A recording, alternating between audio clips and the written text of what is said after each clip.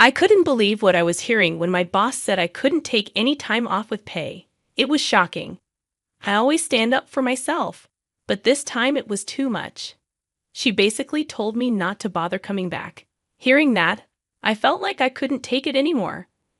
I asked if she was really sure about her decision, which surprised her. Her eyes got wide with surprise. It was disappointing. My name is Nancy, and I just turned 28. I've been working at Kando Corporation for 10 years, which makes me experienced even though I'm still young. My family isn't rich, but my parents took good care of me. I'm an only child, so I didn't get a lot of new things. Most of my clothes were hand-me-downs from cousins or neighbors. Getting new clothes was rare, but I was happy with what I had. I have lots of love from my neighbors and relatives. I have great memories of going on picnics with my parents on weekends. Even though I didn't have much growing up, I'm still close with my cousins, and we talk often. I had a lot of love around me as I grew up. In 12th grade, I was the student council president and had good grades. My teacher thought I should go to college, but I didn't want to. I wanted to work for the government. My parents wanted me to choose a different job, but I went ahead and became a government worker despite their advice. I wanted to help my parents with money as soon as I could. But then my dad got very sick and passed away before I could do much for him. So I started taking care of my mom instead. We lived together and kept busy with everyday life. Time went by quickly, and I learned a lot while working. After 5 years, I became well respected at my job and lived comfortably.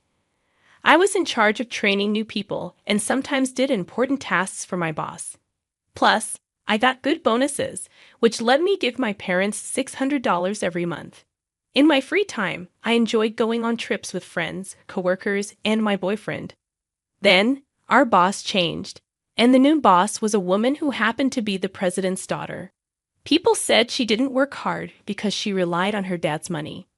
The president wanted her to learn some important lessons about life, so he gave her a big job.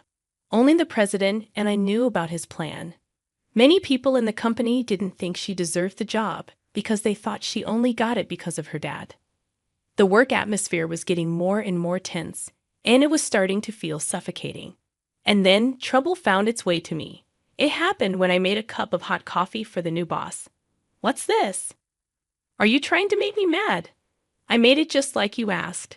She gave me an angry look and threw the hot coffee towards me. "Ow, why did you do that?" I couldn't dodge it, so I held my right arm, which got hit by the coffee, and stared back at her. "How is this what I asked for?" I said I wanted it warm with extra milk and sugar.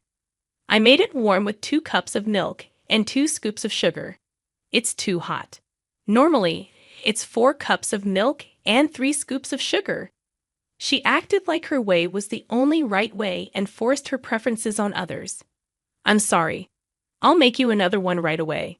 This is why I don't like people who only finished high school. My dad told me you're good at your job and everyone trusts you. I have a lot to learn. I only seem good because everyone here supports me." While she kept making snide comments, the pain in my burned arm got worse. I just wanted to leave and cool down my arm. I was excited to meet you after hearing my dad praise you. But what a letdown. I wonder how you impressed him. When she said those mean words, a coworker tried to help, but I signaled that I was okay, not wanting to draw her attention. Later, that coworker became her new target. Anyone she targeted before ended up feeling so stressed that they quit their jobs. Now it seems like she's targeting me. While I was thinking about what to do, she grabbed my burned arm and squeezed it tightly. "You're brave to ignore me, but don't think you'll get away with it." I winced in pain. After seeing my reaction, she let go of my arm and told me to make coffee again. I made an excuse and rushed to the kitchen to cool down my arm. It was awful. After work, I went to see a skin doctor and got some medicine, but my arm didn't fully heal and left a mark. So I dressed in a way that hid it, so others wouldn't worry. Since that day, she started bothering me even more. "What's wrong with this paper? It's full of mistakes. Take your job seriously." "What mistakes are there?" I asked, trying to figure out her mood. She threw the paper at me. There can't be any mistakes. I checked it. And it's annoying to be criticized with a red pen. I sighed at her childish behavior. Honestly, this paper needs to be fixed because it's not good enough. You came here without knowing much. Please admit the mistakes and learn. I tried teaching her like I did with other new workers, but her pride got in the way. Don't argue. Just do your job. I'm the boss, so I don't have to do this. And this is what the president wants. You're trying too hard to impress my dad, right? You came from a family without a dad, didn't you? I was surprised she brought up my family. Plus, we never talked about this before. You only have your mom now, right? Your dad worked hard in a poor family, got sick, and wasn't rewarded. Let's not talk about personal stuff at work. I just wanted to chat a bit. You're so boring. I couldn't hide my annoyance when she made fun of my parents. You're getting mad, huh? That's funny. My parents are amazing. You, who know nothing, can't say anything. She quickly replied when she heard my voice change. So, that's how you really are, huh? Is it okay to treat the president's daughter like this? Maybe I'll tell my dad how you've been treating me badly. Do as you please. Fix the test paper and hand it in today. I'm going to make sure you leave this place. As I walked away from her, she whispered something to me, but I ignored her and went back to my desk. After that, she kept being sarcastic. But I managed to teach her some basic stuff, although it was a long process. It included simple things like using the computer and different types of documents. During my break, I sat on the rooftop bench, sipping coffee to relax my tired body and thinking about my future. Suddenly, my phone rang with an unknown number. Hello, is this Nancy? This is Savvy Hospital. Your mom was brought in urgently, and she's in critical condition. Can you come right away? My mind went blank, and I couldn't remember much after that. I left a note on her desk saying I was leaving early and rushed to the hospital in a taxi. At the hospital, I explained the situation, and a nurse took me to see my mom. Mom, this can't be happening. There she was, looking peaceful as she slept. The doctor said she had collapsed at work. When she got to the hospital, it was touch and go. My mom's heart wasn't strong since my dad passed away, and the stress might have affected her. I cried and hugged her tightly for a while. After bringing my mom home, I called the manager to ask for my first paid leave ever. I'm sorry for leaving early today. My mom just passed away. Can I take about a week off for the funeral and everything? Oh, that's why you left early when I wasn't here. It was an emergency with your mom. Her cold tone hurt, especially at such a sad time. I won't approve any paid leave for you. I couldn't believe it. In all the 10 years I've worked here, I've never taken a single day off with pay. Wait, what? I've done a lot for this company. Shouldn't I be allowed to take time off with pay to say goodbye to my mom? You always challenge me. You don't need to come back. When she said that, I couldn't take it anymore. Are you sure about that? I'll take you up on your offer. She kept talking, but I hung up without thinking twice. The funeral went well. I didn't just sit and cry. I kept busy with tasks and sent thank you notes to everyone who helped. It helped distract me for a while. She tried calling me many times, but I didn't answer. Later, the president called me, so I went to the office. After 2 weeks, I went straight to the president's office. On the way, 2 coworkers comforted me. Sorry, I need to see the president first. Their kindness made me feel a bit better. It's Nancy. Can I come in? I asked when I knocked on the door. They let me in right away. Hey, it's been a while. Heard you've been gone for 2 weeks. That's not like you. I'm sorry. Let me explain. I told him everything, not hiding how his daughter treated us. It must have been hard for him to hear negative things about his own daughter, but he listened to me. I'm sorry for my daughter's behavior. To be honest, my wife and I spoiled her, and this is the result. It's okay. I think my parents might have felt the same way as parents. The president smiled kindly at me. Nancy, you're really amazing. My daughter's behavior was my mistake. I've talked to the people who quit in the past 2 weeks. I can't apologize enough for that. This was the first time I'd seen the president look so troubled. Since you stopped coming to the department where my daughter works, things have been a mess. The other day, the whole team even protested together. Really? I didn't know it got that bad. So, what's your plan? The president looked sad for a moment, but then he returned to his usual self. I need your help.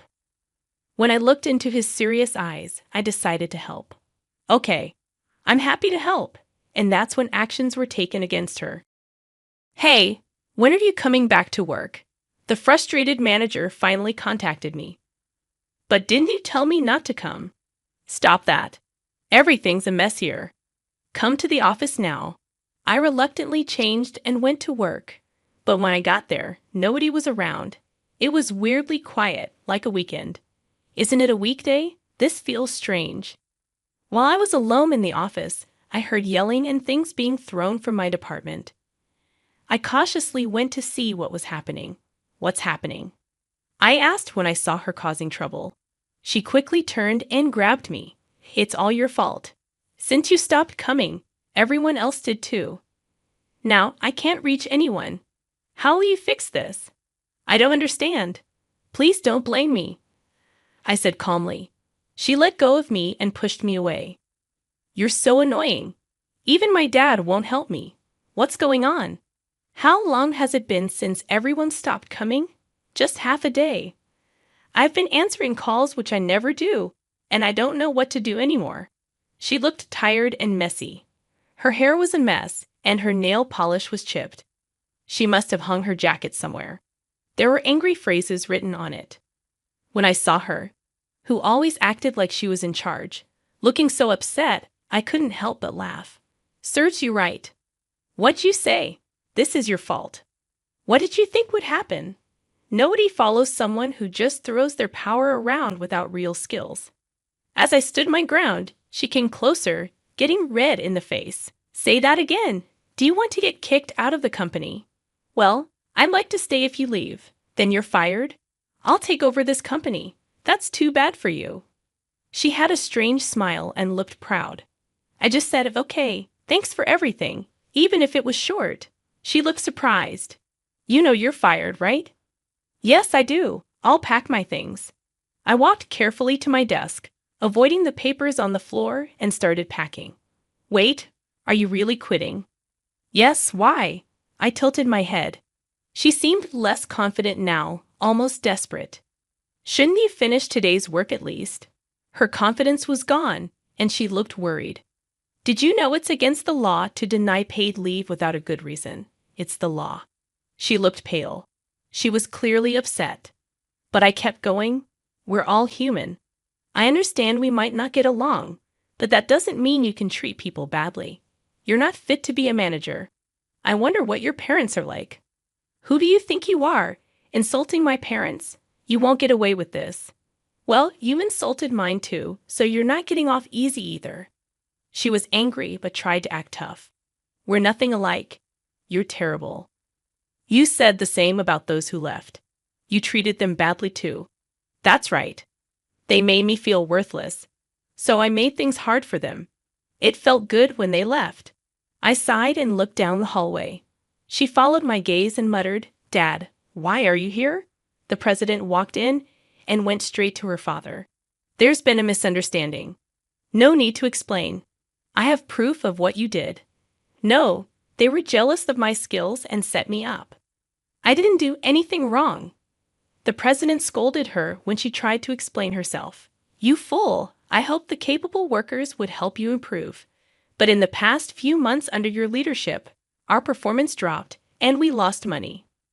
But I made you a manager, so I trusted you, right? I hope you can do better this time. No. If I didn't promote you, you would have quit. The president's serious attitude made her nervous. I never considered letting you take over the company. This time, I'll move you to the countryside to help you learn from the basics. Please understand. You'll be checked regularly, and the people there are reliable. Get ready. She turned pale, lying down and crying and laughing at the same time. I cheerfully said, too bad, to her later that day. The next day, she left the company without anyone seeing her off. The employees, happy to have a day off given by the president, returned to work happily without her. The office became peaceful again, and everyone smiled. Meanwhile, she started over in a rural town with no modern comforts. Her family's influence didn't matter there, and she was taught strictly by her coworkers every day. Over time, she started to change. She began speaking politely and accepting feedback.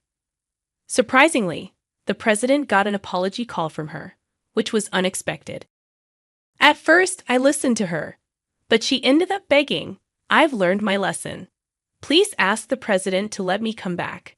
I said no, and I stopped answering her calls and blocked her number. The president personally reached out to those who had quit because of her and asked them to come back. The company's performance improved quickly, even better than before. I got promoted to the manager's position that she left. Everyone in the department was happy when the president chose me. The job is harder than I thought, and I feel a bit overwhelmed. But with the support of my coworkers, I'm doing okay. Because of the burns I got, I received some extra money from the manager's salary, which made my life more comfortable. Recently, my boyfriend proposed to me, and I'm thrilled. We're expecting a baby next year, and we're both excited. Even though I'm only in my second trimester, we're already prepared for the baby's arrival.